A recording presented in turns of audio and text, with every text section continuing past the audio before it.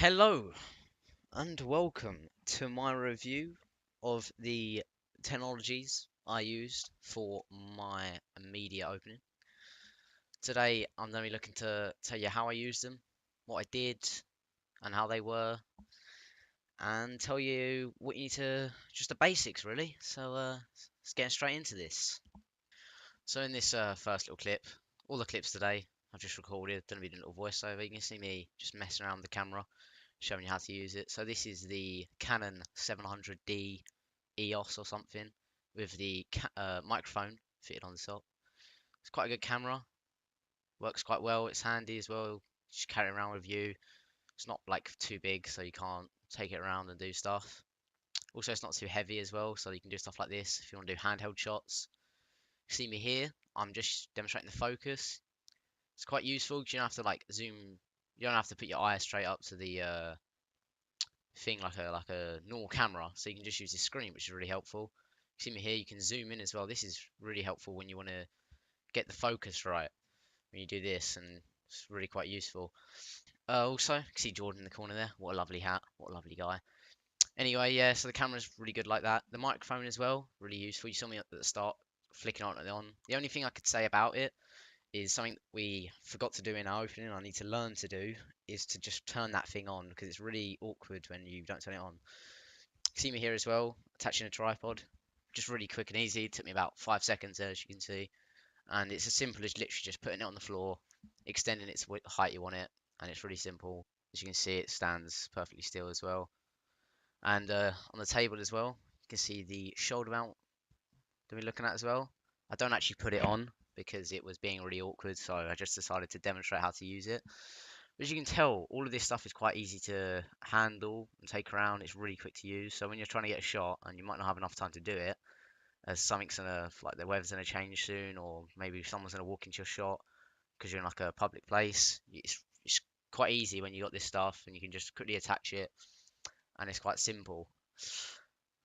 Before we go on to the next bit, which is gonna be the iMac, um, learning to use it was quite difficult because I feel like some of the buttons and just how it's laid out is quite different to like your normal cameras and stuff, as it's like an actual proper, like I wouldn't say professional, but you know what I mean. It's more higher up than cameras we'd be used to using. So in my preliminary, I learned to use it a bit, and since in between then and when I film my actual movie, I learned quite a lot about it.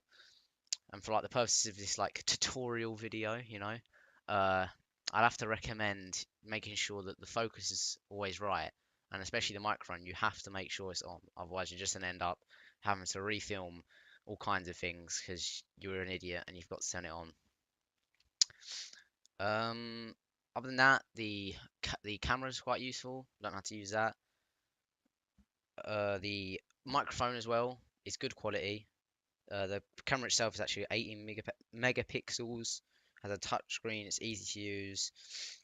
Um, the battery length is a thing I didn't like. It was really hard to get.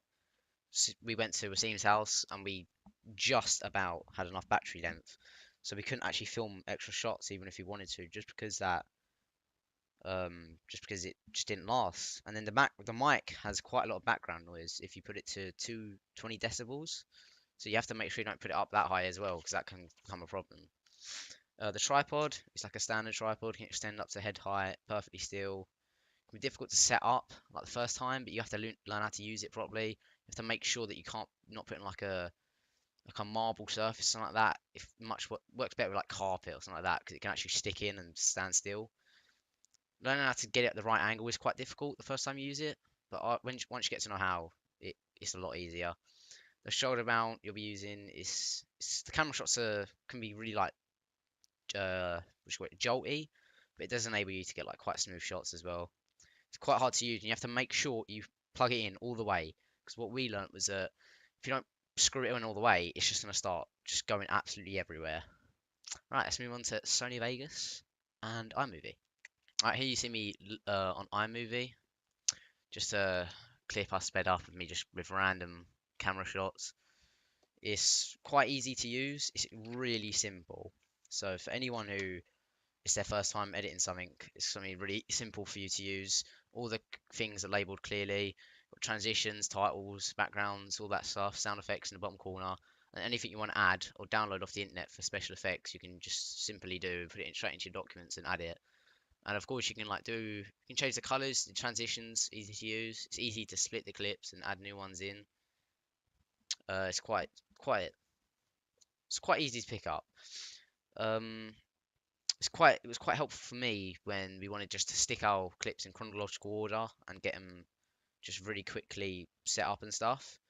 However, Sony Vegas I felt was a lot more beneficial, and I spent a lot more time editing on that. So I'm gonna now just show you that because it's much more interesting. All right, here we are on Sony Vegas. As you can see, much more like complicated, a lot more stuff going on. I'm just here just deleting the clips. I'm gonna show you how to add it. So all you have to do is just open your files. It'll open like this. You'll open your files. You can drag the thing straight in. For some reason you can't actually see me dragging it in, but there you go, it's there. I got a random clip from Harry Potter just to demonstrate. You won't be able to see it for a while, but you know, you can see me editing around with it. You can just see how the clip's there. You can split the image at any point. You can highlight sections you want to play over and over again on repeat just to get it right. You can make it so the sound and camera shot is separate, so you can delete the sound from a shot but keep the shot, or keep the sound but delete the shot. It's really easy to just get how you want it. There's a range of customization as well, much more than there is on iMovie. You get just a lot more freedom in what you do compared to iMovie. Like there's color grading tools, the black and white stuff. There's black and white on Sony Vegas, but it's just, I mean, iMovie, but it's just not as good as on Sony Vegas. Like you see me here just playing around the transitions. It's just so much easier it's not easier to find. I'd say it's harder to use, but for when you're actually making the clip and making your opening or making whatever, you're gonna find it much more beneficial when you got about 100 extra things you can use instead of just those like 20 basic camera transitions that are on Sony iMovie. Sony Vegas just offers so much more. So like you can see me in a second. I'm gonna be demonstrating how to use the color grading stuff. So I'll just talk until then. But I also learned how to make like the oh, here you go. Look, this is how I did the fading of the titles. Is how I made it so that the black bars was only a section of the camera. I only demonstrated that for a second because you couldn't actually see me changing it. But what I'm really doing is just changing where the shot appears in the frame, and that changes how it looks. So here's the color grading. You can see how it's literally a simple slider, and you can change how much it's black and white. Or here, I'm not actually trying to make it look good. I'm just demonstrating how the colors will change. So look, you can just see how I'm changing all the blues, reds in the image. And if you do that right, obviously you'll make it look good. But obviously I'm not trying to do it right. I'm just trying to demonstrate how you can do it. Here I'm on the color curves. So you can, it's not actually working properly because for some reason it didn't capture it on my camera. But those color curves will change the brightness and the contrast as you move them, and that like affects the way the camera looks. Just final thoughts. Also learned how to make tracks fade out and in, combine the multiple effects to create titles. So in my titles, there's like the ash falling. I thought that was like really good. It took me a while to figure out, but like stuff like that, you just can't do on iMovie. You can only do it on Sony Vegas, so it's way more beneficial that way. Finally, it gives me like the ability to create things like the other titles as well. I was able to create that by fading in black bars. Like it's so simple, but it's something you cannot do on iMovie. Anyway, thanks for watching, guys. It's been James's tutorial video. Hope you've learnt lots, and goodbye.